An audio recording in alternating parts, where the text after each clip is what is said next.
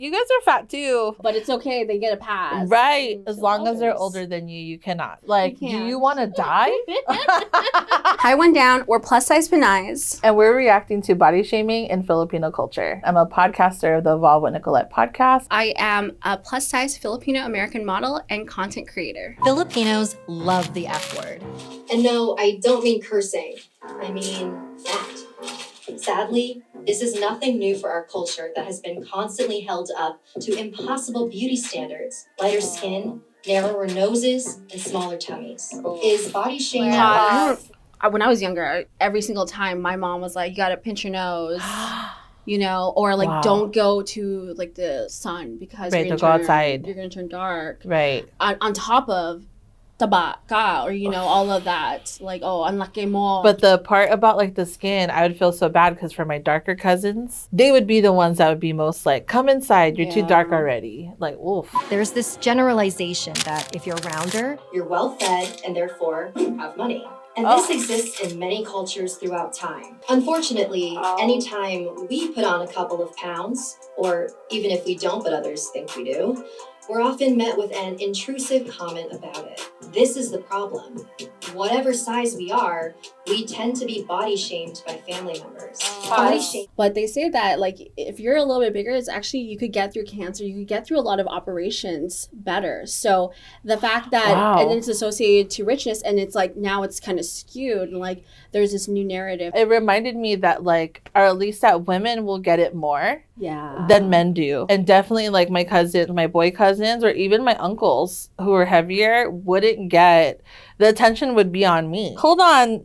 You guys are fat too. Like, but it's okay. They get a pass. Right. And then the joke lang in the beginning that, first of all, the kind of slap in the face with the most nasty comment, and then to kind of put a Band-Aid with joke lang.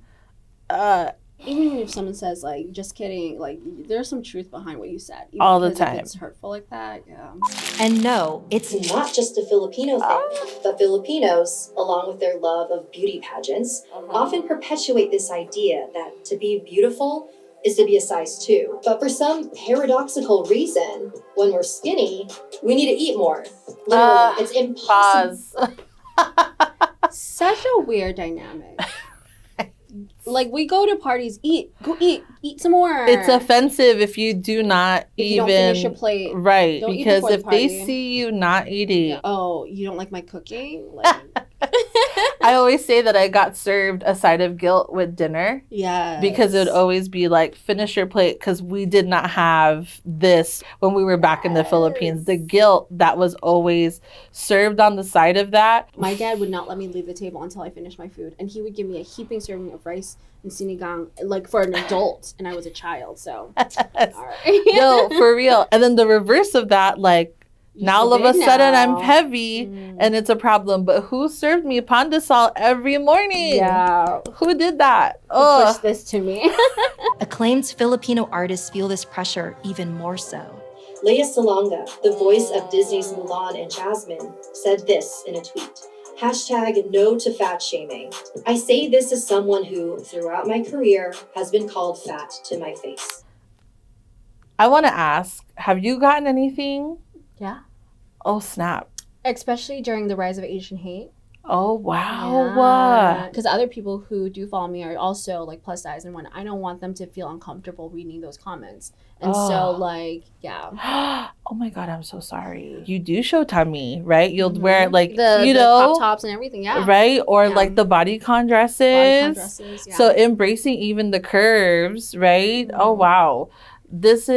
I'm glad that they said that. And first of all, Lea's not 1 ounce of fat. So the fact that even, oh my gosh, who and where? Yeah, who and where? We will come get you and find you.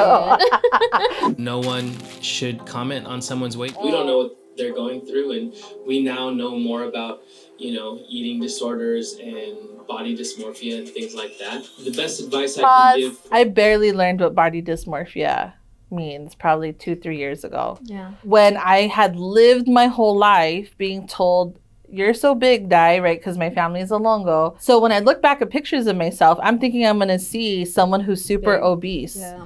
And I look back at pictures and I'm like, I'm super normal and healthy. Yeah. And I was, 10, 9? Super growing at that age, like going through adolescence, like, oh, the body dysmorphia is so real. It's so real. Yeah, I do look back on photos. I'm like, I was okay. I was great. I was healthy. Yeah. Oh, the worst. the worst. You know, we come in all shapes and sizes, and that doesn't make us any less Filipino or any less human.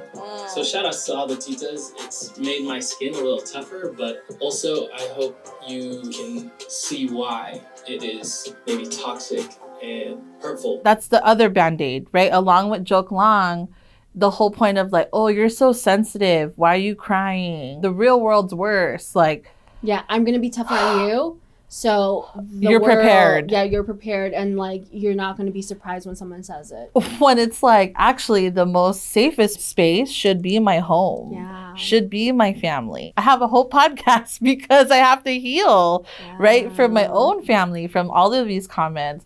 Oh, shout out to him. I feel so seen. Wouldn't this whole body shaming conversation just stop? If we answered our tita's questions with, Tita, how about you? Bakit ang taba-taba mo na? Yeah. Pause. That's considered hella disrespectful. Like, you just don't talk to your elders like that, you know? And that's like even like throughout Asian culture too. Like, be respectful to your elders. Across the board. That is why we can't.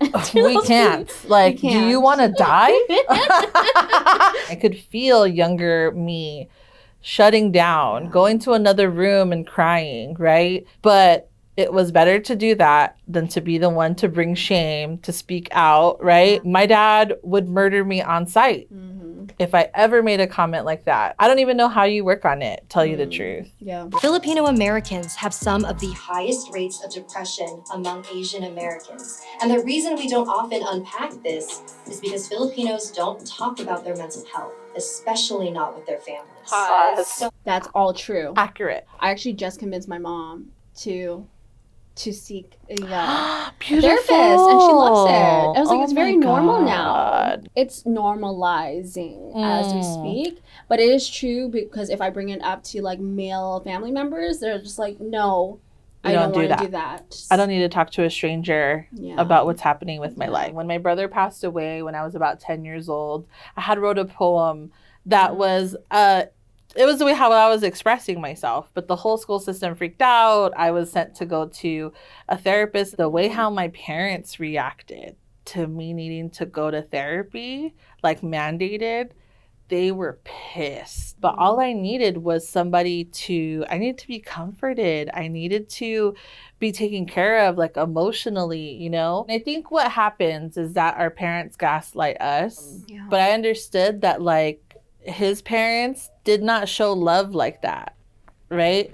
Their parents before them. That is something that is generational trauma passed down to it. Generational trauma. It's that's real. That's why. You know, that struggle and also the perseverance and resilience that comes with being a Filipino.